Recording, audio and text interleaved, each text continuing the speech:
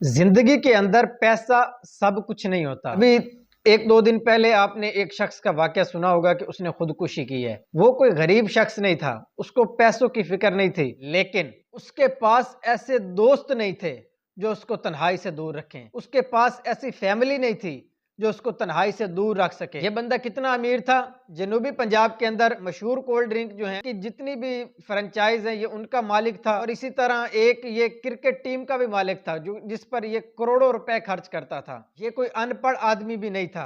इसने Berkeley university of California से bachelor की डिग्री भी हासिल कर रखी थी।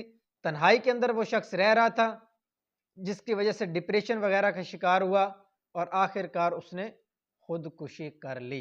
ऐसे दोस्त बनाएं जो आपको तन्हाई से दूर रखें, आपको ऐसे हराम कामों से दूर करके अल्लाह पाक की याद की तरफ ले आएंगे। फैमिली सिस्टम के अंदर रहें,